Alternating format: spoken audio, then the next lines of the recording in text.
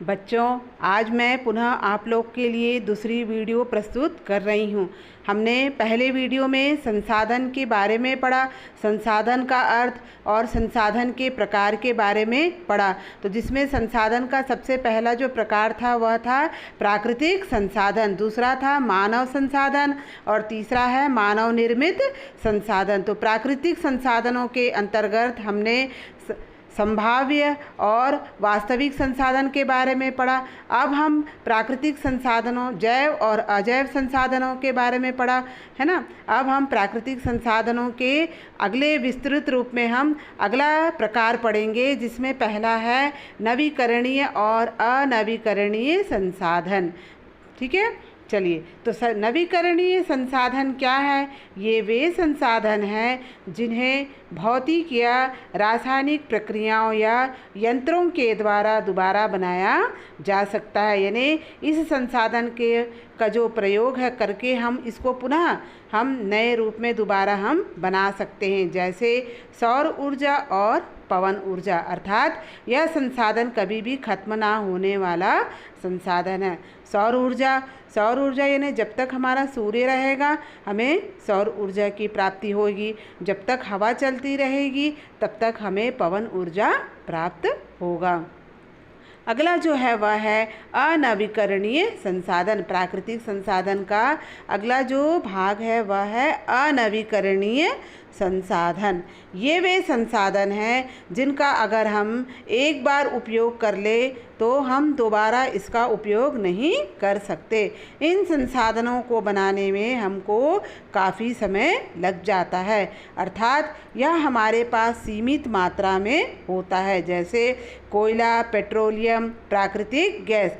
कोयला, जैसे एक बार कोयला जल जाता है तो वह राख बन जाता है, तो हमको इसको दोबारा बनाने में फिर से हमको समय लगता है। इसके अलावा संसाधनों के वितरण के आधार पर भी पाया जाता है, जिसको हम दो भागों में बांटते हैं, सर्वव्यापक और स्थानिक संसाधन।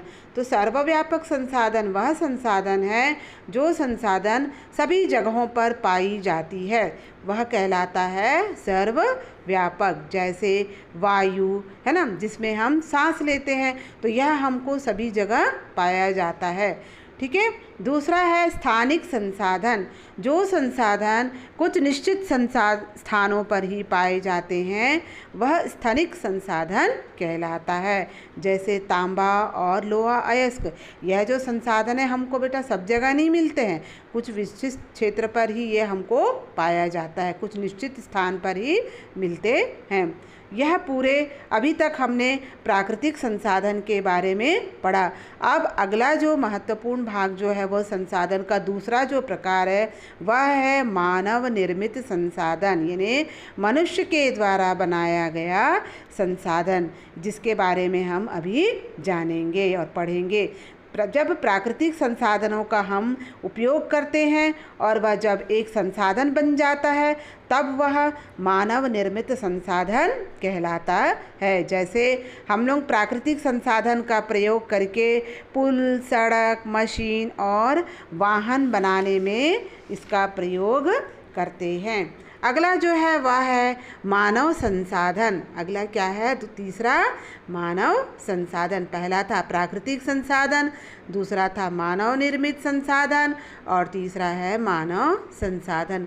लोग अधिक संसाधन बनाने के लिए प्रकृति का सबसे अच्छा उपयोग तभी कर सकते हैं जब उनके पास ज्ञान, कौशल और तकनीक हो। अर्थात मानव संसाधन से तात्पर्य लोगों की संख्या और उनकी मानसिक व शारीरिक योग्यता से है। अतः शिक्षा और स्वास्थ्य लोगों को बहुमूल्य संसाधन बनाने में मदद करता है, यही मानव संसाधन कहलाता है। बेटा, अब हम लोग आगे पढ़ेंगे संसाधन संरक्षण। संसाधन संरक्षण यानी किस प्रकार हम संसाधनों का बचाव कर सकते हैं। क्या तात्पर्य है संसाधन संरक्षण? संसाधनों को हम सतर्कतापूर्वक उपयोग करना और उसे दोबारा बनाने के लिए हमें कुछ समय देना ही संसाधन संरक्षण कहलाता है। अगला हम पढ़ेंगे सतत पोषणीय विकास। संसाधनों का उपयोग करने की आवश्यकता और भविष्य के लिए उनके संरक्षण में संतुलन बनाए रखना ही सतत पोषणीय विकास कहलाता है। अर्थात संसाधनों का अगर हम सावधानी पूर्वक उपयोग करेंगे तो वह सतत पोषणीय विकास कहलाता है, जिसमें वर्तमान पीढ़ी ही नहीं बल्कि भावी पीढ़ी भी इसकी आवश्यकताओं की पूर्ति वे करते रहेंगे।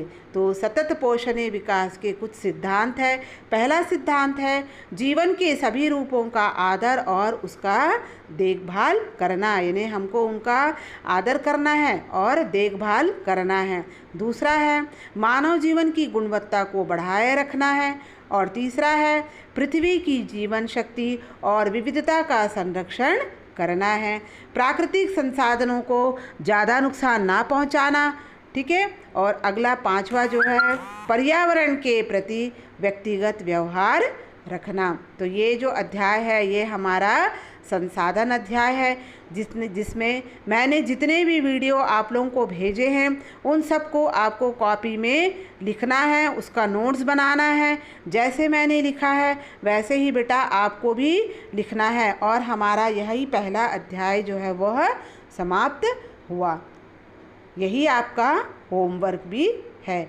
इसका जो भी आप कॉपी में नोट्स बनाएंगे, मैं आपको 1 हफ्ते का समय दे रही हूँ। आप हफ्ते भर के अंदर में इसको पूरा आप कॉपी में नोट्स बनाएंगे।